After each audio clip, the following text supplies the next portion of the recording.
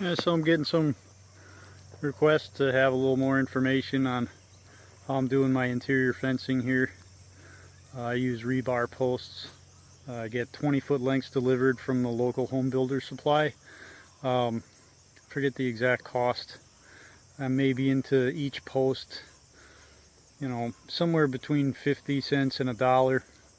They don't cost very much. I get 20-foot lengths and cut them up, and I use these rod post insulators that work pretty good. You have to use 1/2-inch rebar. Anything else will be too big for the insulator. I'm going with 4-wire in this section. I do have a section with 3-wire, which seems to work just fine. And probably if any more expansion, I'll probably just use 3-wire. I do have to keep the fence weed whacked periodically throughout the year. This year I managed to get by just doing it twice, so I'll probably just be good till next spring. You could spray if you really were okay with that. I'm not okay with that, so I don't. I use cedar posts just off the farm here. You can see they don't need to be anything big or impressive. They're not braced at all. This is all just hand tight, and you can see it stays pretty it stays up pretty taut, and this is all just hand tight.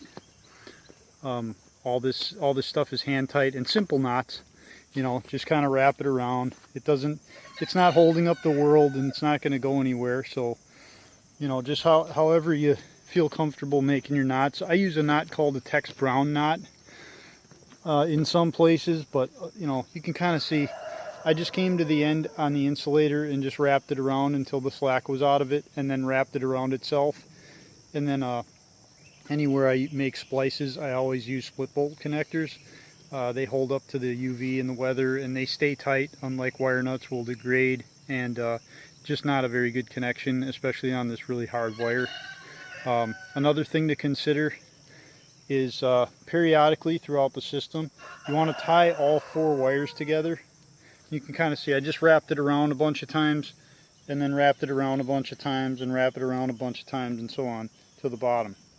This kind of makes the fence charger think that it's running just one big wire. So instead of having a bunch of separate wires not connected to one another, you end up having a lot less resistance in the system because they're periodically tied together.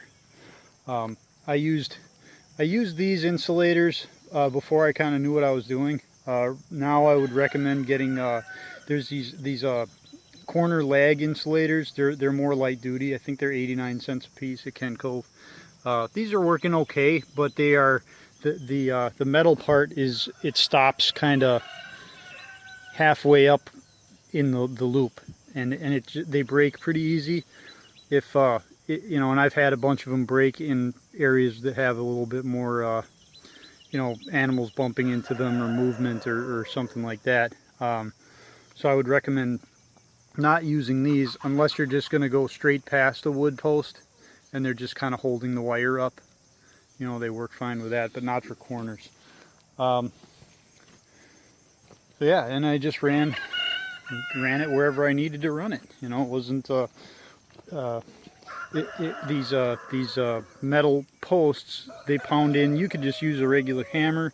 I used kind of a 3-pound miniature sledgehammer, it looks like a sledgehammer with a short handle, and just carried that around. And you can carry, well, I can carry 8 or 10 fence posts around, and just kind of walk around and stick them in the ground and pound them in. So it goes a lot faster than T-posts. If you were to have to move this, or wanted to reconfigure it in some form, these come out really pretty easy. Whereas T-posts, you'd need a tool and a lot of force to get them out of the ground, which is not something that you want. And not only that, they're way more expensive, and then just overkill for this interior part of my fencing. I have 2 separate fencing systems. I have an exterior and an interior system.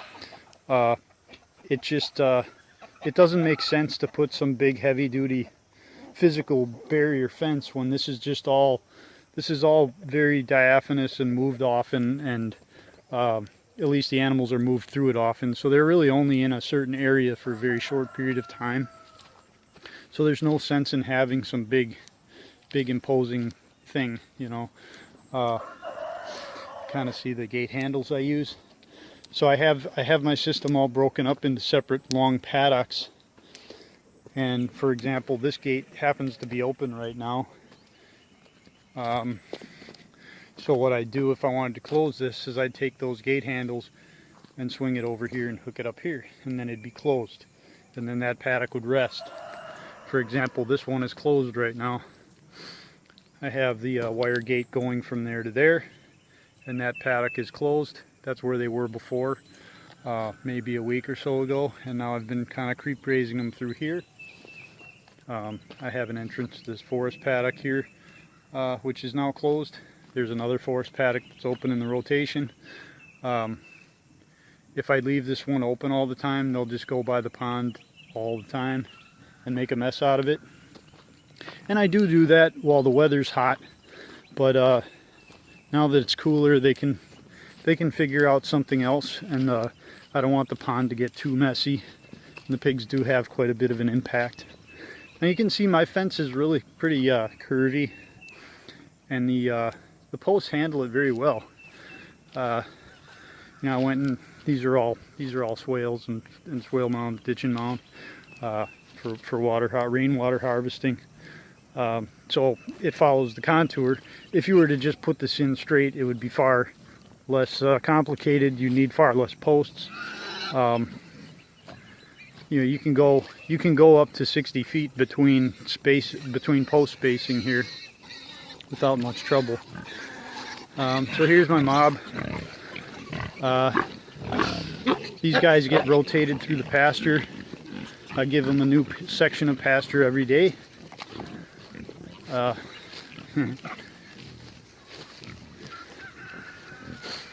So kind of starting right about here, you can see that post there and that post there. I had temporary fencing running kind of right about here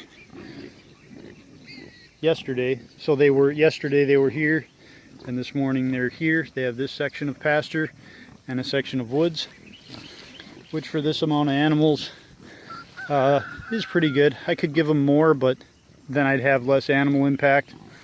And I'm still trying to play with seasonally exactly how much animal impact I want to have. So it's always a constantly shifting, changing thing, and sometimes you might give them more and sometimes you might give them less. So here's an example of how I run my temporary fencing. So I have these plastic non-conductive gate handles on this end, so you can work this live. I don't have to bring a charger, a controller out and turn the fence off to work it. I can come out here and do this all live. So what I do is I step in the posts and I come over and I hook on the end, and then I string the wire, or rope, poly rope in this case. This is the high dollar 6 or 9 strand poly rope. I think there's some copper in there actually too, so it's a couple different kinds of metals, something like that. It was the nice roll from Ken Cove, and I just wrap it around these small reels, these mini reels, and they got a little hook deal on the end of them, and I hook that right around the rebar, and then I just clip on the leads to the temporary fence, and then I hook the leads onto the permanent fence, and that makes the whole thing live, and everyone respects it very well. And so you see I have two setups like this. So tomorrow morning I'll come down and take this out, take this down, give them access to this grass, and then put this setup, put it up past that bit on the next bit of posts, wherever I decide to.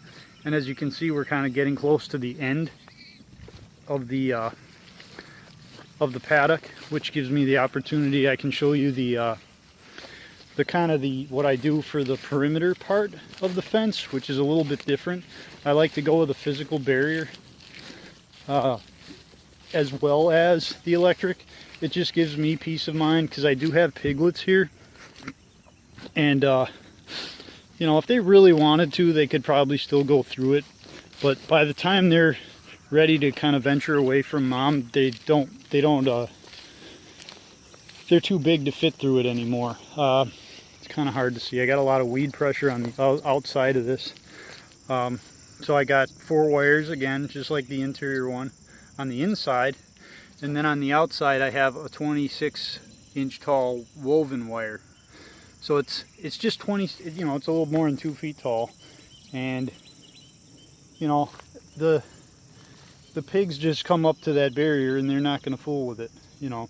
And I've had no problem keeping, even chickens don't want to fool with it. The chickens stay in my system, which is really nice if your house happens to be kind of close to your system, because before this I was having, you know, like a lot of chickens on my porch and it was a real mess.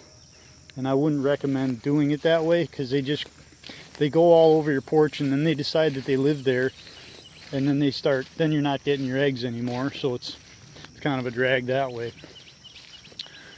So here again, you know, unbraced cedar post, nothing fancy. This one was even used while I was trying to learn how to build corners on the outside fence, and then just, you know, an insulator drilled in, whatever your heights you decide them to be, and run your wire. So it's pretty basic. Probably one of the least expensive ways you could possibly do this fencing. This is a pretty small system. You know, I got maybe, with the pastures, I got this pasture kind of from up there where the tree line starts to down there where the tree line ends, and then from that tree line to that tree line. So this is maybe 4 or 5 acres on this side, and then another 5 or 6 acres on the other side. And then I do have the entire woods fenced in kind of the same way here. So you don't really want to invest so much into something so small. And this is infinitely scalable doing it this way. You could run this on any size system. But you know, when you have a smaller system, you really got to be more particular about your money, I think. I don't know. So it's easy to install, easy to maintain, inexpensive, and easy to reconfigure. Very, you know, light. It's all light materials, so it's easy on someone who's kind of on their own doing it themselves. Like, I installed this whole system by myself, more or less. Had a little bit of help on that perimeter fence part, but all this wire I pulled myself and pounded all the posts myself and all that good stuff. So I'm gonna walk over and show the how I do the woods. I'll be back. Okay, so we're over here on the other end of the laneway. I have a laneway connecting all these paddocks.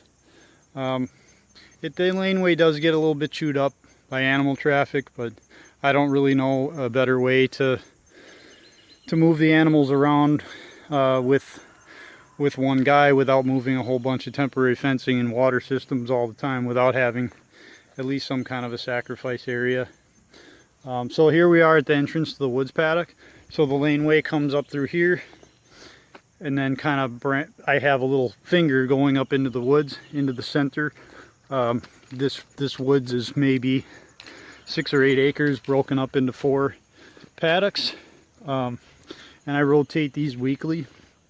So every Saturday I open them up a new woods paddock, and right now there's a lot of hickory and the acorns are starting to come down, so they spend an awful lot of time in here. I thinned this woods pretty aggressively. You can see all the trees and logs and stuff on the ground last winter. You know, there's a lot of coppice coming up, which they browse on, and the cattle browse on them. So you get to the end of this little finger, and then I have it kind of comes to a triangle here. We have 1, 2, 3, 4, and then I'm using this tree as a post. which I don't really feel bad about. And then I have the gates to the paddocks. So there's the wire gate handles there.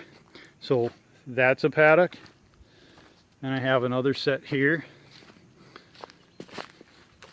So if I want to open this, then that whole section is a paddock. And right now I have this section open. So I just hung the gate handles over on that part of the fence. And then I have a paddock here, which is closed. So that's kind of how I run my electric fence. And just through the woods, it's the exact same deal. Same thing, insulators. You know, tie it together periodically. Simple knots, just kind of wrapped it around itself. Nothing fancy, not a whole lot of tension on this. It's just 16 gauge, it's very light. It's still, the animals have no problem seeing it, even at night. I haven't had a problem with visibility being an issue or anything like that. So yeah, very simple system. Enjoy.